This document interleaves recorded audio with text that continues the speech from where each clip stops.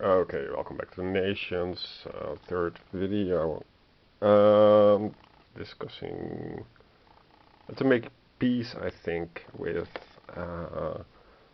why I don't enjoy playing it, why I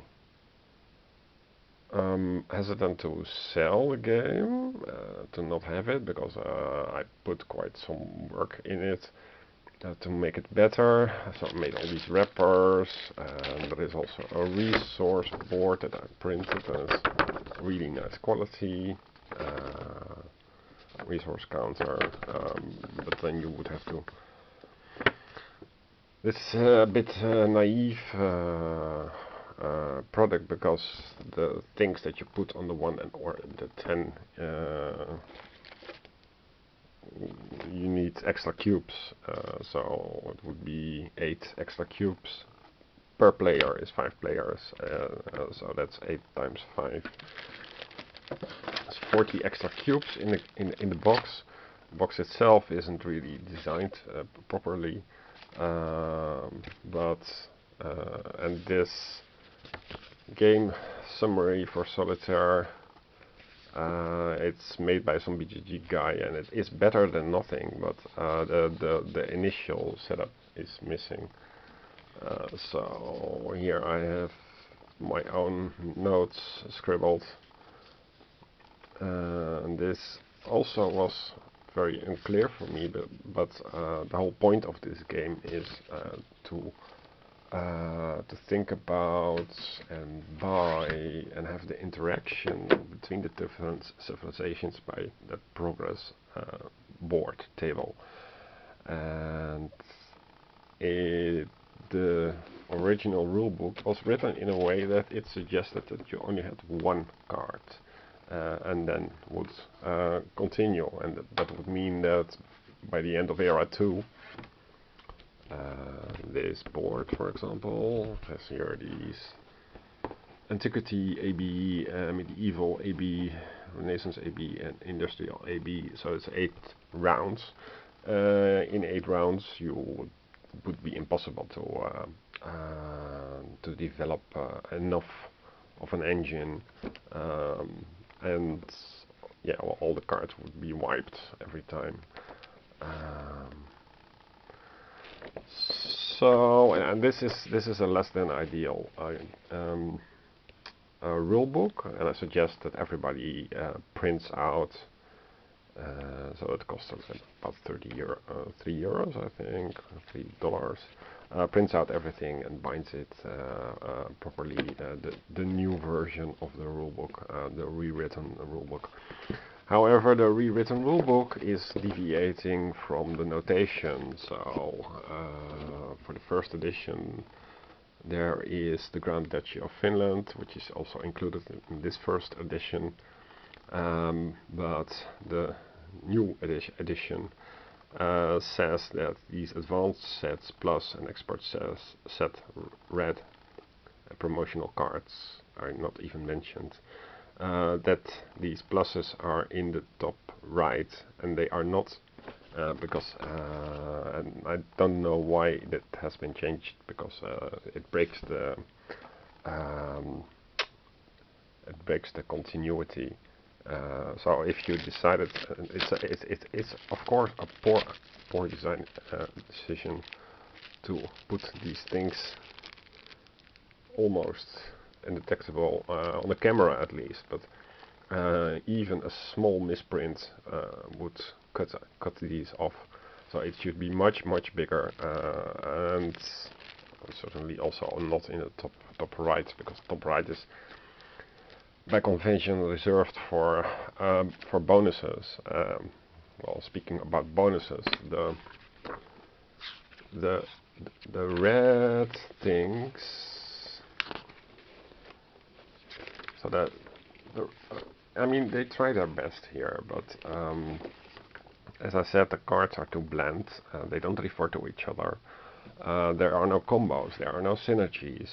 So if you're what you want in this kind of games, think Hero Realms or The Veil, or even a hardback, that there are certain streams of cards, certain genres, and if you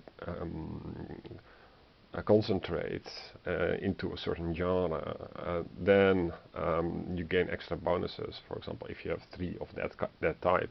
But the cards don't have a type, they only have a color, and the amount of cards that you can use is of that color is determined by the board. So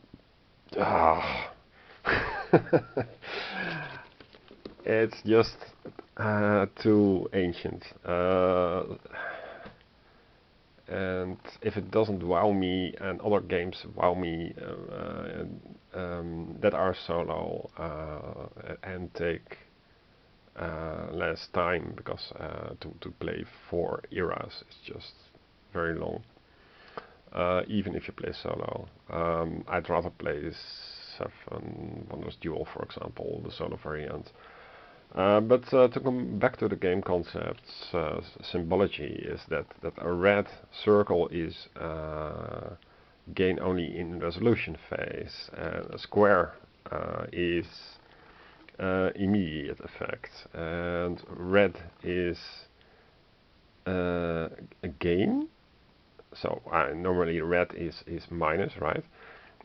Black is positive, and I think that's from the general ledger idea. So if a company makes profit in America, then the numbers are in the red in parentheses, and positive results are written in black.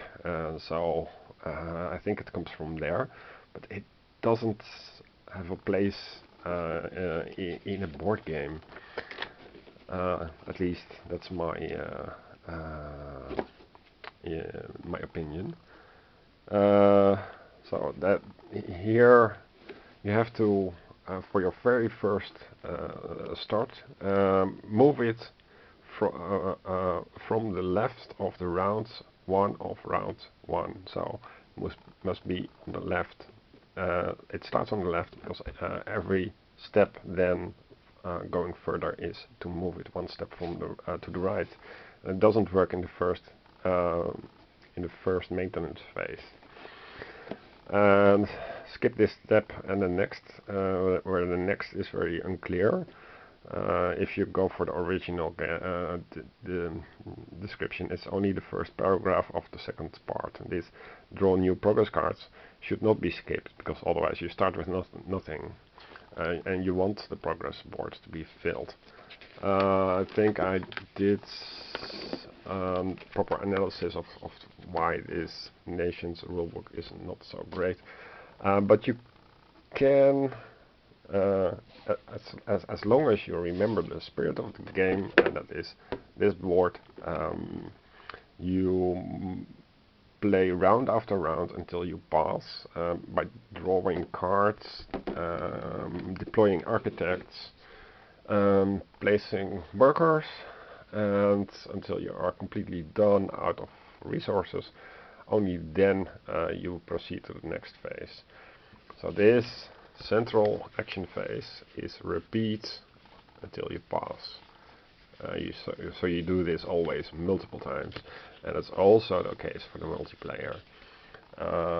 That is what, well, why I got a little bit burnt out by this game.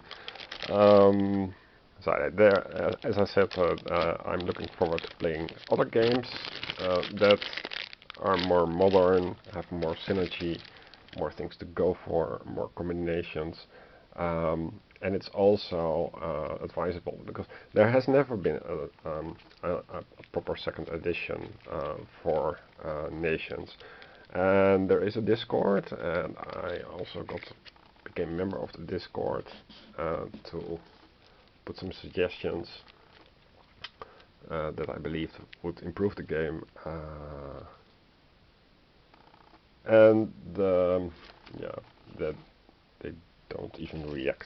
So I think that Lautapelit just has no idea how to go forward from this product, which is a shame, because this civilization game is one of the best that are out there. So A New Dawn is too imbalanced. the other one that was predecessor of Nations that took 7 hours, so that's also not acceptable, and it was too mean, too much focused on jet fighters and Genghis Khan. What was it called? Through the Ages. There are some others. It just is. My conclusion is that I tried everything, and it's just not fun in a board game to have a civilization type kind of game. So it's just not for me.